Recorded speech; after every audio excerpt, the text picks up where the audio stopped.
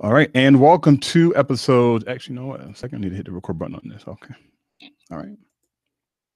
And welcome to episode 6 of the Smart Crypto Investing Podcast. This is your host, Chuck Rivers, and I have a very, very special guest today. Now, we normally focus on, as you guys know, cryptocurrency and investing and Bitcoin and whatnot. But being that today is Christmas, I want you guys to, for all our podcast listeners, for everybody that's live streaming, today is the 23rd. But for all you podcast listeners, this is a special episode. You know, we're coming towards the end of the year, and a lot of people like to set New Year's resolutions, and one of those is to improve their credit. And that's one of my resolutions going into 2018. So we decided to bring on a very, very special guest today. His name is Darius Norman. Darius, welcome to the Smart Crypto Investing Podcast. Hey, thanks for having me on, Chuck. No problem, no problem, man. I'm really excited to get into today's show because as we were speaking before we hit the record button, is that I'm actually in the process of repairing my credit, and I actually literally just yesterday sent out one of my letters to one of the debt collectors to see if the particular strategy that we will probably get into during the show is an effective way to begin the process of repairing credit. So, so let's jump right into it. There's so tell us a little bit about your background. Okay, so initially, I'm a social worker with 10 years of experience working with families, children, and different individuals in different communities. And so, with me having a social work background, myself, maybe, I want to say 4 years ago, I had a tremendous setback financially. And so, with me having those setbacks, I began to reevaluate in terms of how I was utilizing and how I, use finances and how I was managing my finances. Mm-hmm. So with having that setback, I had to reevaluate. I made some adjustments. I made a lifestyle downgrade. And with me making that lifestyle downgrade, as a social worker, as an educated male, I learned that, I was just making some poor choices, and I had some poor habits. Mm-hmm. And with making those adjustments, I saw myself improving. I started improving my credit scores. I started improving my budgeting. And so with me making those adjustments, I created Rewriting Financial Rules, because after me having my setback, I know that it would be other people who experienced the same setbacks as myself. I knew that I wanted to empower others as a social worker with the information that I learned after I came out on the other side with my financial setback. You know what's interesting is, and this is across the board. I was actually just thinking about this the other day, where people who are on a particular path, where we come to a point where we've made poor decisions. We're looking at our bank accounts. We're looking at our credit scores, and we're saying, "Oh, wow, how did I get here?" Right. Across the board, people that I know personally, and from a lot of the literature that I've read, it seems like a lot of people have to hit that point in their life where they're like, "Okay, something has to happen. Like something needs to change, because if I'm staying on this trajectory, it's not going to look good in another 5 or 10 years." Absolutely. Yeah. All right. So let's get into it. So you're the credit guy. So I guess the first question is very broad, but of course we'll dig deeper. Why is having good credit so important? Having good credit is so important, Chuck, because as a individual, as a consumer, that's your first lifeline in terms of establishing a great financial picture going forward. If you don't have a good credit score, guess what? It's going to be counterproductive. It's going to be really hard in terms of obtaining a small business loan if you need one, if you're an entrepreneur, if you're trying to obtain a home, if you're a first-time home buyer, or if you're trying to get lower interest rates in terms of buying a car. It's really going to be hard if you have a poor or a negative credit score. And so that's the importance of having a credit score, a great credit score. Now, from your experience, what's considered, I guess, good, and it may be, for if you want to buy a house, you may have to be at a particular credit score. If you want to get a car, you may have to have a particular credit score. If you want to get a business loan, you may have to. So, what do you consider? I would say a good credit score. Okay, so the scoring system range between 350. 350 is the poorest of poorest. 850 is the greatest score ever to obtain as a consumer. So, based on the goals you may have, so for instance, I love this question. So, for instance, if you're trying to buy a home, the average credit score you need is a 640.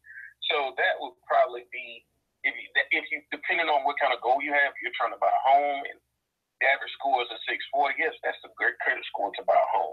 If you're trying to buy a car and you're at a 550, but to buy a great car and to obtain a great interest rate, you may need a 630 credit score to get a good competitive interest rate. So it's based on the goals that you may have and what kind of item you're trying to purchase to get the best interest rate. Okay.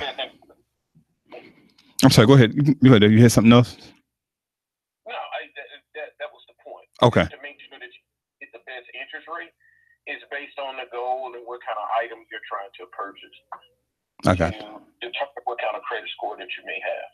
Okay, awesome. So it sounds like you're saying like we need to have whatever goal we have in mind will determine. Okay, well, at least I know I need to be at this level in order to buy a house, or if I want to get a car, I know I need to be here. When buying, because a lot of people that when I hear this episode, some people that are watching it now have one of the goals set for 2018 is to purchase a house. When you're looking at buying a house, is there outside of credit score, is there like a debt to income ratio? Like for example, somebody has 6 figures in student loans, but they want to go ahead and buy a house. Do the mortgage companies look at that when they're considering giving a person a loan? Absolutely. For myself, that's an interesting question. For myself, last year I purchased my home, and the first thing they looked at in terms of what my interest rates in terms of my student loan payments would be, and also they did a moratorium looking at how long would my payments be in terms of how much I would have to pay on that student loan to factor in the debt to income ratio. So that's really important. There are programs, so if you're a public service worker, there are programs out there that will help you get income, but it's based on income. So if you're making $40,000, $50,000 and you're the head of a household and you have kids or family, you will only pay a small portion in terms of that particular payment of your student loan. So the mortgage companies look at that and they factor that in. They only count 15 to 20% of your payment of your student loans in terms of factoring in your debt to income ratio to qualify for a mortgage loan. Okay. All right. So that's good to know, because again, I know some people that are listening to this on the podcast, and some of the people who want to watch this, on the video. Like I said, one of their goals are to purchase a house in 2018. So that's very good to know and take into consideration. So now I want to talk, because before we hit record, we were talking up a little bit, and I told you one of my goals is, or what I'm working right now is in the process of repairing my credit. A couple of weeks ago, I actually last Sunday, or it may have been the Sunday before last, I talked with a credit repair attorney, and we were going back and forth, and I was asking him a bunch of questions, and he gave me some advice on how to improve my credit score. One of the things that came up obviously was items that are in collections. So I guess I would say legally, do we have to pay? Well, it's a two-part question. Legally, do we have to pay debt collectors? And the second part is that if we send them a letter saying, hey, I need to validate this debt, if you can't validate it, please remove it off my credit report. Is that something that we can do when we're looking to remove collection items from our credit report? Absolutely. Great question. So that is an area, and I hate to say this, like debt collections and debt collecting companies, they're for the lack of better terms, there you can see a great success rate in terms of getting those items removed off your credit reports. Mm-hmm. Because the debt collection agencies, what they do, they purchase your debt from the actual former lender. And so they may just buy only the bill of sale.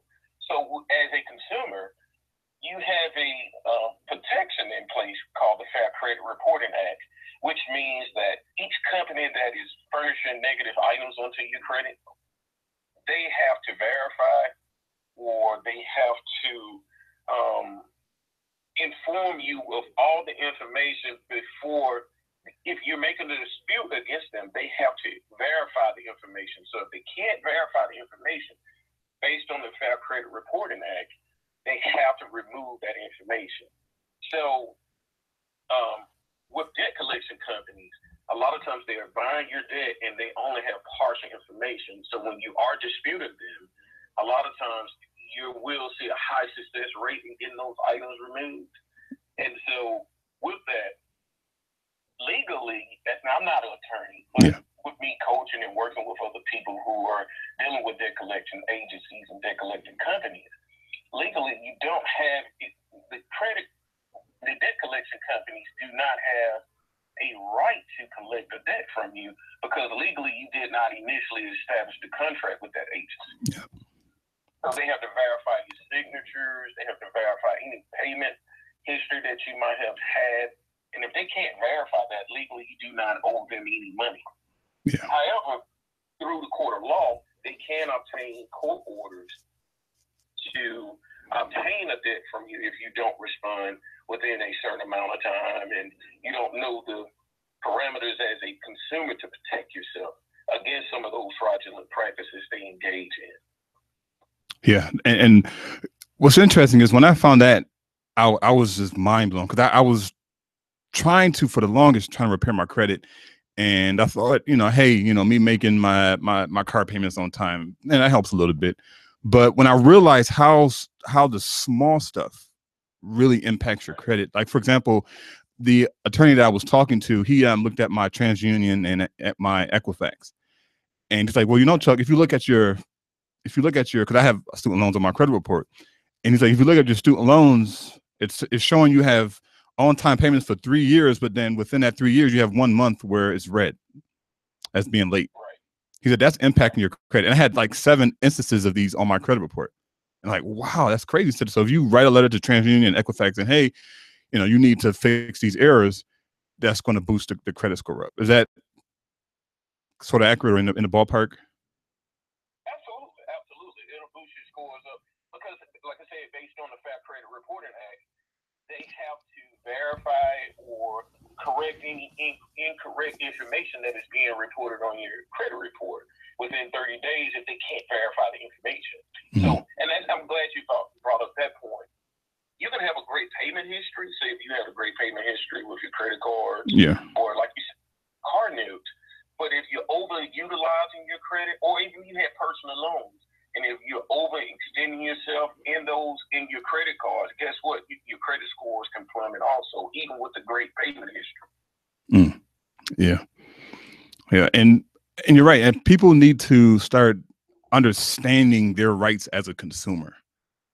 And you said and I used to be a bill collector back in my early days. When I'm my younger 20s, I used to work. I used to work for a collection agency, and it was amazing how we had to, it was just nonstop. Hey, you need to pay your bill. You need to pay your bill. And I realized recently that, and correct me if I'm wrong, Darius, is that paying off collection items doesn't increase your credit score. It does not. It actually verifies the debt. Yeah. So when you pay it, you're actually paying to validate that you owe that money. So somebody's looking at your credit report like, oh, he paid this. He must have owed it. So it's funny you said that. Absolutely. And then legally, that particular debt collection agency they don't have to remove the negative item from your credit report because you paid them. Mm-hmm. Wow. So you have to make the actual creditor with a debt collection agency verify the information to be accurate before in terms of if it's accurate, if it's a validated debt. If they can't verify, they must remove it. Also, I'm glad that you're discussing this because a lot of people don't know. As a consumer, you do have protection agencies that are in place called the Consumer Financial Protection Bureau, as well as each state has a state attorney general's office, and the state attorney general's office have a division for consumers. And that division is called the Consumer Protection Bureau. And so they oversee all, if there's issues with debt collection agencies, they will, if you make a complaint, if you feel like that debt collection agency is not being forthright, or they're fraudulent in terms of trying to collect a debt against you, as a consumer, you can make a complaint through those bureaus against those companies. And with that, with you making those complaints, those companies have to follow certain standards, certain rules and regulations, and report back to those bureaus in terms of how they're going to correct those steps of actions. And I've been myself coaching other people who have engaged with their collection agencies. I've seen a great success rate in terms of getting those items removed off their credit reports, utilizing those strategies, working with the consumer protection officers that are available for us. Yeah, I agree, because most, unfortunately, I don't want to say most, but I know at least where so let me speak from where I used to work, where some of the people in the office went to extreme measures to try and collect the debt, and they didn't realize how much jeopardy they were putting not only themselves in, but they're also putting the company in as well. I remember one guy, he used to make a fictitious law office. So he said, "Hey, this is John Smith calling from the law offices of, John Jones and Smith. We have a legal something." He used a lot of legal jargon to try and trip the person up, to try and get them to pay the money. And I'm just thinking in my head, like, wow, you don't realize how illegal that is what you're doing right now. You can't even say you're calling from a law, because you're not. So yeah, people really have to like you said, people really have to understand their rights as a consumer when it comes to dealing with debt collectors. Absolutely. And I'm glad you brought that point up, because they will say, well, they can put you in jail, or like you say, we're a law office and we can garnish your wages. They actually can garnish your wages, but there's a procedure that they must follow before they take those particular action steps. They must not call you at a certain time. Yeah. They must not call you. You can actually request for a cease and desist, meaning don't call me on my job. You don't call me after hours. Only correspond with me through mail, instead of phone calls. You can request debt collection agencies to only correspond with you via mail. Yeah. Yeah, and even if, and to take it a step further, even if they use if you tell them not to call you, even if their autoresponder or their auto dialer calls you, you have grounds to pursue them for. I mean, and I could be wrong. I don't know if that's the case, where if their automatic dialer dials your phone when you're on the do not call list, is that something that consumers can pursue legally? Yes, and you could go to the Consumer Financial Protection Bureau. This bureau is so valuable for consumers, because it was actually established in 2008, but signed into law in 2010, but to monitor the financial system for such practices as we're discussing now.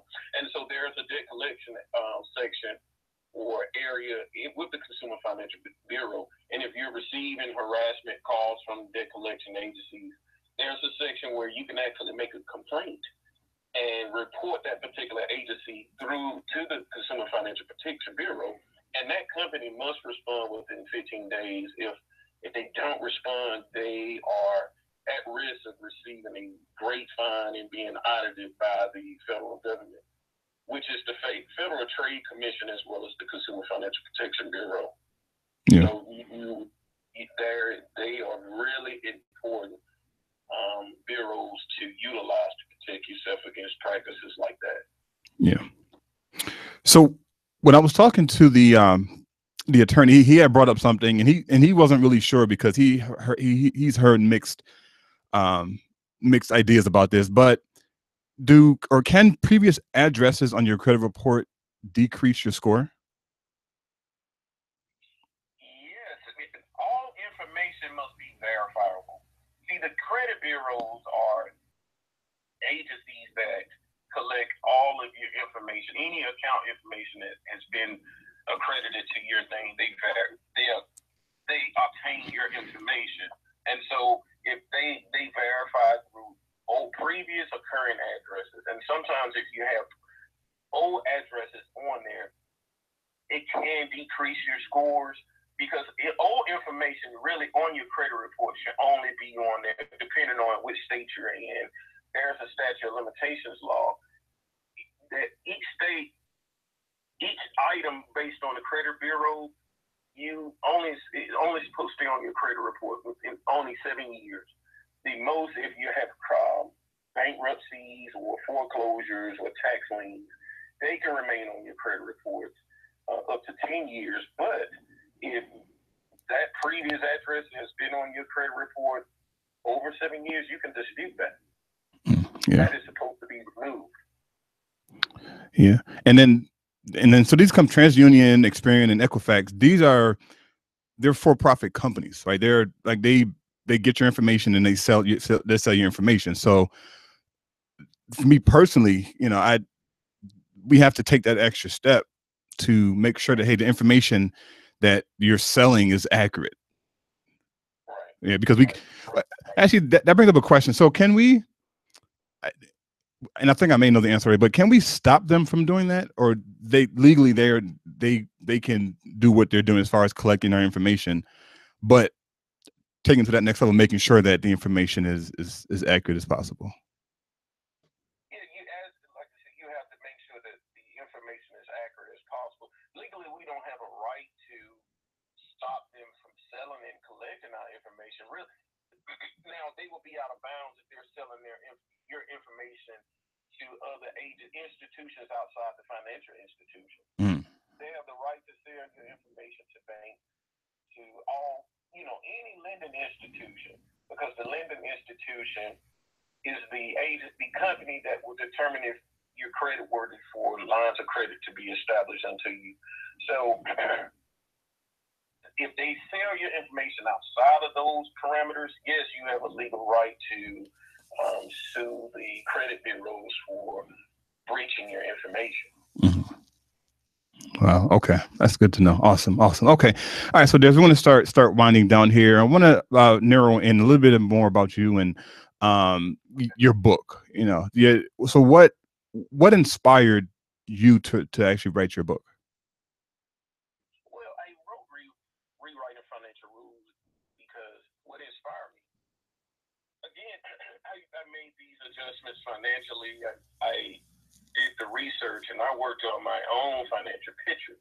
So it was my rule book or my strategy book to obtain I went from a 520 credit score to a 720 credit score within maybe a year and a half of making those adjustments. And so I just wanted to, as a social worker and as a consumer advocate, I wanted to just empower others with the information.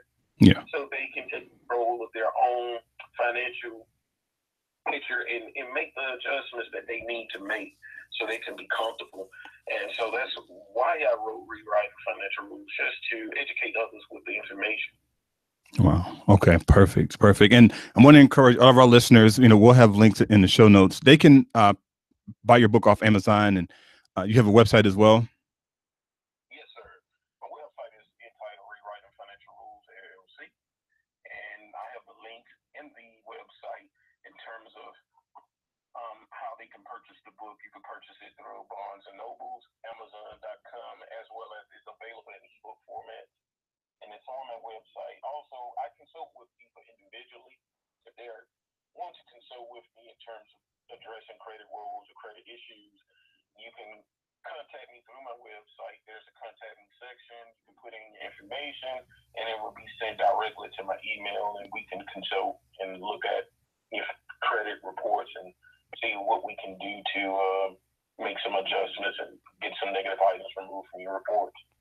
Yeah, and the more that I studied, the more I realized how important, because in my early 20s, when I became a young adult and started getting into the working world, I didn't realize the importance of credit and how important it is to, and it's not only from a financial perspective, it's also a mental / psychological, emotional, I guess, detanglement that happens when you free yourself from the bondage of debt.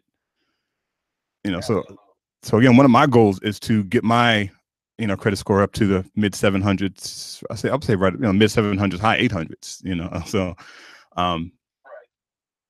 really, really glad, Darius, you decided to come on and join us today. What would be one parting piece of advice? So somebody's listening to this, say their credit score is in the 400s, and you know they have nowhere to go, right? And so, of course, obviously, they can reach out to you through your website, they can read your book, but what would be one piece of advice that you would give that person to get started? Well, the first piece of advice would be, if they have the will to want to change their financial picture, begin by, first of all, obtaining a free credit report. You can go to freeannualcreditreport.com and pull all your credit reports free. As a consumer, you have the right to a free credit report. And then from there, you begin to assess and see what's accurate, what's not being accurately reported onto your credit reports, and any inaccuracies or anything that you feel like is not verifiable. The third step would be to begin to dispute any of those items that you feel like are not accurate. And from there, if you get some negative items removed from your credit reports, the next step would be to learn to reestablish new lines of credit. Credit repair is great. However, it's not the end all and end all. The second step would be to learn how to boost your credit scores, because once you get negative items removed from your credit reports, you should establish new lines of credit so it can boost your credit scores and put you in a better place where you can have the history to obtain that house or obtain the small business loan or to buy the car that you want in a great interest rate. Yeah, that's awesome. So before we got here, this just literally came to my mind, and I was listening to one of the shows you had done. You did an interview back in October, and you talked about one of the ways that people. So currently, a lot of people don't have mortgages, but they're paying rent. And you had mentioned a couple of websites to where people who are paying rent can actually start reporting those on their credit report. So can you spend about a couple of minutes just talking about what that was and those websites again for me? Totally. So it's an agency. So if you're trying to establish new lines of credit, once you repair your credit and get some negative items removed, the one credit building strategy, and I'll talk about it in the book, is called rent reporting. And it's an agency by the name of Credit Karma or rentreporters.com. And you can go to their agency and contact them, and they will work. If you're paying rent, they will work with you and your landlord, as long as your landlord will participate, or if you're renting from an apartment complex, they're willing to participate. They can report your rent, but they only report to one bureau, which is TransUnion so far right now. But they will report your rent, like, as long as you're on time, they will report your rent monthly onto your credit reports. And so with that, if you, it will show up on your credit report as a new credit line or trade line, and that will help you establish new lines of credit. You can actually go to the company, and it's by the name of rentrekarma.com, as well as the second agency is called rentreporters.com. And you can actually report up to 12 if you have previous rent history, and if it's great, you've never been late, you can report up to 24 months as long as you have a lease of 12 to 24 months, and they can put it on your credit report, and it will show up as a credit line. Wow, that's awesome, man. And that's something that everybody can do. You know, regardless of your credit score is 400 or 800, you know, that's something small that you can do to start the process of rebuilding your credit. You know, again, you know, before we started recording, I told you just yesterday, I mailed off my first letter to a debt collector. I did it certified, did return receipt requested, and just waiting to hear back. You know, and once that debt is gone, it's going to give me the confidence to say, okay, well, this actually works. Let me go ahead and knock the rest of this stuff off, and let's start getting that credit built up. So it's very awesome. Right. Yeah. And see, Chuck, if I don't know what kind of goals you have, but if you are trying to buy a home or what have you, I mean, I must warn you about this piece. The credit bureaus they work in collaboration with the financial institutions. Mm-hmm. So a lot of times, if you're disputing items, this is something I've learned working with other people. When you're disputing items, some bureaus will remove the items immediately, some will not, because the debt collection agency or the particular company that you're disputing, they have already paid the bureaus to furnish your line of credit. Mm. So a lot of times, if you have negative items onto your credit reports and they're not being removed immediately, guess what? A lot of times the banks or the credit bureaus or the financial institutions will fight to verify the information, because guess what? If the more negative items you have on your credit reports, guess what? The more interest they can charge to you if they extend new lines of credit onto you. Wow. Yeah. Yeah, and that's something that I did heard where, you know, the credit bureaus actually make money off of bad credit. So, you know, they're sort of like, they don't want you to have good credit, unfortunately.